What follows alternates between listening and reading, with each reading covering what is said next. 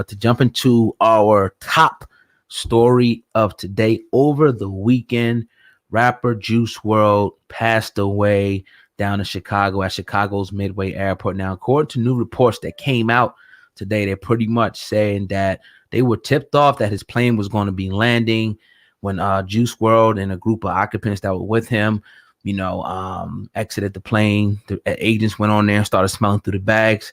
They're saying at that time, Juice WRLD ingested some Percocets. Then after that, immediately went into a seizure, was foaming, bleeding from the mouth. They tried to resuscitate him for about 40 minutes, saying, man, he passed away at the scene. Now, the crazy part that came out today was that when they did do the search and seizure, they saying 70 pounds of marijuana. They said they found about 6 lean bottles and some weapons on that plane, which was a private jet that landed. So it appears that somebody tipped them off. They met him there. He was just taking the drugs, to try to, not be caught by the feds. And sad situation there. Now, they also did give him Narcan, which they give to people who are overdosing. They got 2 cans, didn't he? Yeah. They tried to resuscitate him to no avail. He must have took a lot of pills. Crazy situation there, Sam, man. So what do you think about this? I mean, we know about the death, but then now a day or two later, now they're saying that they found all of this stuff, vacuum sealed marijuana, 6 bottles of codeine. What are your thoughts on this? Man, well, he died early Sunday morning, 3 a.m. Sunday morning, I believe, in Chicago, at the O'Hare Airport. I think somewhere like that. At the hospital. At the hospital, he died. Yeah. Okay. Man, well, we reported yesterday on both of our platforms. Obviously, Sunday was an off day for us, and we didn't want to jump to any speculation early. But when we heard seizure, heard what was going on, young man, 21 years old, obviously dealing with demons and dealing with certain things when it came to drug use and things like that, we knew, but didn't want to speculate. And now reports come out today that he's swallowing pills and 70 pounds of marijuana and 6 lean bottles. It's like, dog, damn. Now, you a young man, obviously a young man who was dealing with mental issues or mental health issues and things like that, as we all do. It is what it is. It's something that everybody deals with in their own way. But it's like, man, I don't even know where to begin. It's real sad and unfortunate. It kind of angers you because he's not going to be the last one. He's not the first one. Mm-hmm. These young kids are dropping like flies. And it's crazy to see. I told my son, and he was affected by it. He's 11 years old, kid, dude's 21 years old. Obviously, we didn't listen or really or look at his music the way the young kids do. Right. I appreciated him for doing freestyles and always being open to just giving out hip hop. I appreciated him for being one of the few young men or young lyricists out here who's giving real hip hop. We talked about what happened to the rappers who freestyle and what happened to just getting on these interviews and behind these microphones and just spitting bars. Right. He was somebody that did that. That's going to be missed. Hip hop is going to miss that. But on a more serious side, these kids are doing drugs by the dozens. They're not going to stop. A lot of them were saying rest in peace and were very sad about Juice WRLD dying yesterday, and then went and did some more. So it's like, yo, what are we going to do to attack this? Yeah. Because if we don't attack that, more will go, and we'll be talking about more people passing away 2019 and beyond. I think what you want to do here, Sam, man, is we want to start at the root, for this particular person, Juice WRLD. And it was an interview that he did with Adam 21 or 22, one of them names. And he asked him about, why did he start doing lean and different things like that. And he said that he would listen to Future. And he said Gucci Mane. And when he heard about that, it made him, want to try the substance. So this leads, to the beginning of that. And I want to just go to a statement because we had what Future said, but something that Joyner Lucas said today so we could build on this. He said Juice WRLD was 21. He was a product of our generation of rappers who glorified drugs and made it cool. I'm blaming y'all niggas for this shit. All that lean and pills you niggas glorifying and talking about, you teaching these kids to do it. Shaking my head. You happy now? Rest in peace, Juice WRLD. Gone too soon. And we always talk about this on our platform because we share these same sentiments. Now, we're not giving 100% blame to the rappers that glorify it, but we are saying that they're very influential, to getting people, as he said out of his own mouth. Juice WRLD said this out of his own mouth. Like, look, I heard them talking about it. It was cool. I wanted to try it. Sam, man, what is your perspective, on Juice WRLD and why even started him being influenced by different rappers and drugs? They need to take a lot more responsibility because this cat was a very creative mind, and The Future did not mold his creativity, but it steered his influence on where that creativity was going to go. Yes, sir. And although it's not just Future who needs to take responsibility in this, and Future has some things to say, we'll talk about that in a minute, but where's the responsibility and the accountability at? He brought up a Gucci Mane. Now, we seen Gucci Mane, a real motherfucker in the streets. Yes, sir. Go through his demons, deal what he had to deal with, have fed time, and now he's out here promoting a different lifestyle, a different way. You can appreciate that, but when you look at the youth and the young, and the younger rappers and the things that they're trickling down that they've received to the younger, the 11, the 12, this is an epidemic, and it's not just in hip hop; it's everywhere. And we got to really put a stronghold on the things that we portray and the things that we give out, because we're open advertising. When we do things, if we talk about stuff, if people are influenced by us, they're more likely to go ahead and drink the water or rock the hat or do this or do that. So when you hear your favorite rapper going Molly Percocet, and it's dumping in your speakers, right, and you watching girls shake their ass to it, and dudes with chains on, golds and this rocking, popping expensive bottles, and you looking at a lifestyle that you want, of course you're gonna go run and do that. Right. And then the ultimate end all be all to that is you sitting up in the box and people throwing your picture up to throw up on Instagram. It's sad, man. We gotta say, man, I want to play devil's advocate here, because after I put a video up about it, a lot of people were saying this, and I want to get your opinion on it. They would say, look, I seen some dude in particular I seen Biggie talking about robbing people. I never robbed nobody. He said this is pretty much like, yeah, you could say that all day, but it's these individuals' choice to pick up this. Nobody puts a gun to their head and tells them to start sipping lean. Nobody puts a gun to their head and tells them to start popping pills.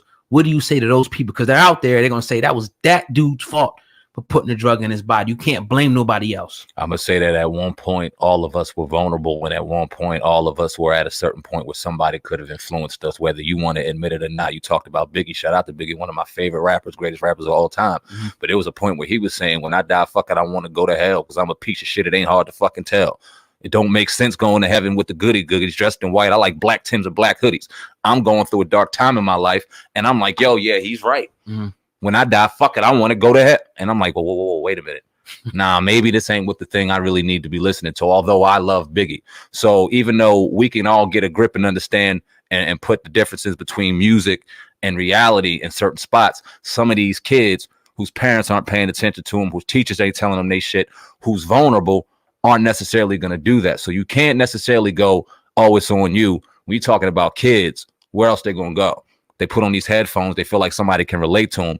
9 times out of 10, if you're relating to me, I'm going to go ahead and do what you're doing because you relate to what I'm going through. Yeah. You know what I mean? And the thing is, it's like, this is all, marketing and advertising. People could tell you that, this is the reason why when you turn on even this video, you're going to see an ad. And this ad is directed, to this demographic that watches this. So it's the same thing, when these rappers, when they go on there and they start promoting, whatever they're promoting and glamorizing it, because there's a difference between talking about something and glamorizing it. And a lot of these rappers and to try to be gonna get to what Future said, but he was also influenced by somebody. But I just think that they definitely need to take more, accountability, because whether you like it or not, whether you say I'm not a role model, none of that, you are influencing those millions of kids that see what you want to do and they want to do it. When I was younger and I seen my dad do something, I wanted to do it.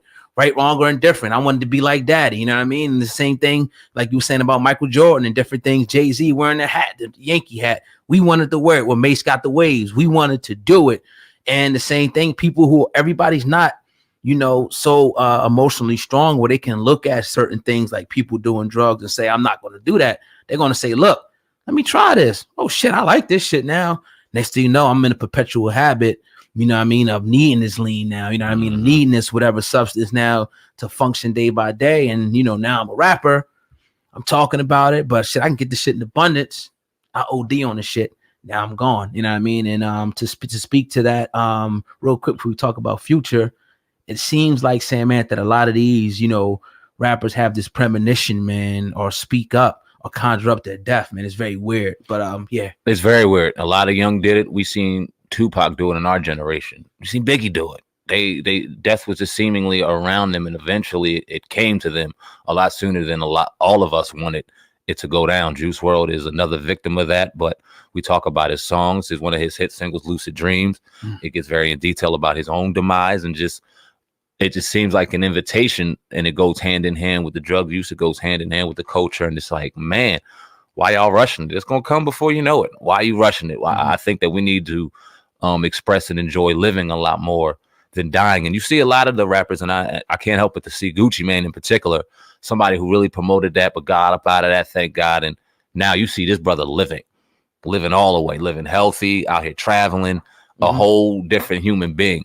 I think in the case of Future, the transition kind of into him before you go into what he said. Go to what he said before. No. I'm gonna ask you, you know what I mean? I'm gonna direct it to you.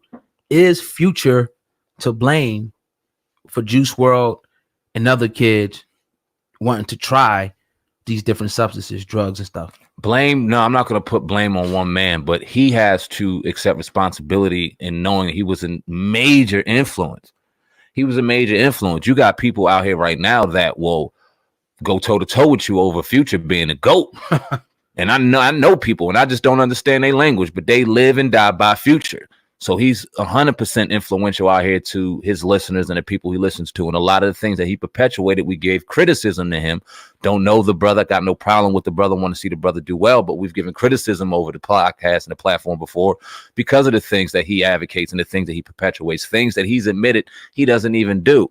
So what the power that you have, why don't you go ahead and completely denounce lean, denounce Molly, tell these kids not to do it, don't do this, don't do that. I'm not telling you what to do, but imagine if you did that, as opposed to just allowing another kid to die. And you just heard it. You had to hear it. Everybody heard it.